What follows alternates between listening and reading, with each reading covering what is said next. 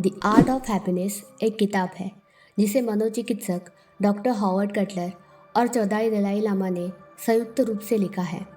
ये किताब विभिन्न विषयों पर चर्चा करती है, जैसे कि पीड़ा को परिपूर्ण करना, करुणा को विकसित करना और जीवन में संतुलित दृष्टिकोण को प्राप्त करना। ये सुख उत्पन्न करने में सकारात्मक मानसिक दृष्टिकोण, सचेतता और परोपकार के महत्व को बल देती है। द आर्ट ऑफ हैप्पीनेस एक ऐसी किताब है जो अंतर्मुख शांति और संतोष की कुंजी को खोजने की प्रेरणा देती है। यह उपनिषदों के अनुसार जीवन के संघर्षों को परिभाषित करती है और प्रेम तथा समझ के माध्यम से संतुष्टि का मार्ग दिखाती है। द आर्ट ऑफ हैप्पीनेस नाम की इस प्रेरणादायक किताब को मनोवैज्ञानिक डॉक्टर हॉवर्ड कटलर ने दलाई लामा के साथ अपने अनुभवों के आधार पर लिखा है। दलाई लामा ने पूरी किताब में आंतरिक अनुशासन पर काफ़ी जोर दिया है और बताया है कि किस तरह खुश रहने के लिए ये सबसे ज़रूरी कला है जो हमें आनी चाहिए।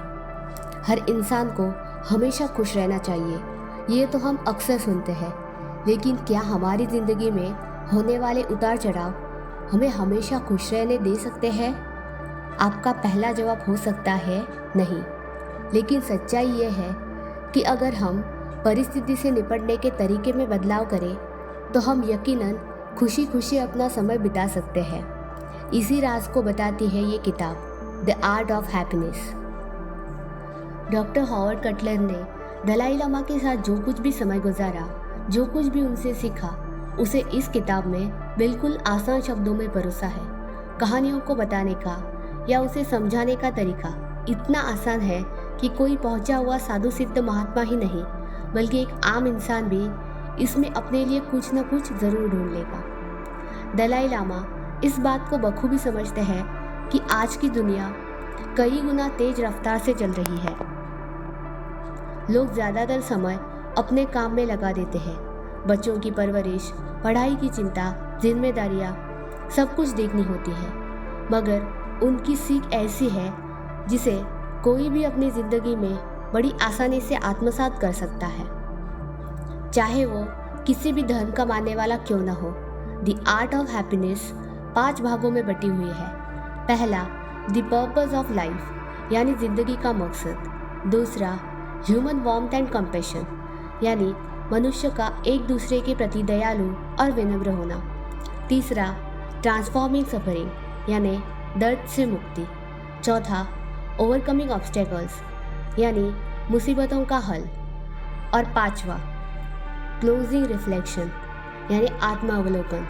हर एक भाग को मिलाकर किताब में कुल 15 चैप्टर दिए गए हैं। दलाई लामा हर विषय पर अपने विचार रखते हैं, जबकि डॉक्टर हॉवर्ड उन्हीं विचारों पर अपने सवालों के जरिए एक पाश्चात्य नज़रिया रखने की कोशिश करते हैं। साथ ही ये भी बताते हैं कि इन्हें अपने जीवन में कैसे उतारें। किताब काफ़ी सरल तरीके से और आसान शब्दों में लिखी गई है।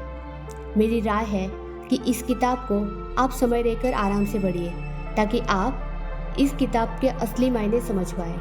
किताब कहती है कि हर कोई व्यक्ति कितना खुश है वो इस बात पर निर्भर करता है कि वो दूसरों के प्रति कितना उदार और दयालु है और उसकी कितनी परवाह करता है। जब इंसान अंदर से खुश रहता है तो वो दूसरों के प्रति करुणा रखता है, और इसी तरह जब कोई इंसान दूसरों के प्रति करुणा रखता है तो वो अपने आप अंदर से खुश रहता है। जबकि नाखुश या उदास लोग खुद के बारे में ही सोचते हैं, समाज में घुलना मिलना कम पसंद करते हैं। वहीं दूसरी तरफ जो लोग खुश होते हैं वो समाज में लोगों से घुलना मिलना काफ़ी पसंद करते हैं। आम जिंदगी में रोज़ाना होने वाले उतार चढ़ावों को आसानी से झेल जाते हैं, और शायद ऐसे लोग सबसे ज़्यादा दयालु और करुणा से भरे होते हैं। किताब ऐसे ही कई और तरीकों पर बात करती है जिससे एक आम इंसान अपनी ज़िंदगी में शुमार कर सकता है। कुल मिलाकर कहे तो खुशी असल में रोज़ अभ्यास की जाने वाली एक कला है। आंतरिक अनुशासन में सभी नकारात्मक भावना जैसे कि लालच, क्रोध, नफरत से निपटने और सकारात्मक आदतें जैसे दया, करुणा, संतोष और दूसरों के प्रति सहनशीलता को आत्मसात करने के तरीकों के बारे में बताया है। ये सभी आदतें एक शांत और स्थिर दिमाग ही प्राप्त कर सकता है। पूरी किताब में आपको कई ऐसे असल ज़िंदगी के उदाहरण मिल जाएंगे जो आपको नकारात्मक आदतों से किनारा करने और अच्छी आदतों को अपनाने के बारे में मददगार साबित हो सकते हैं। कुल मिलाकर कहें तो इस किताब में जितने भी चैप्टर दिए गए हैं, दलाई लामा उन सभी आदतों की जीती जागती मिसाल है। इसलिए सम्मानजनक तरीके से लेखक ने किताब के कवर पर उनकी तस्वीर को प्राथमिकता दी है। Thank you.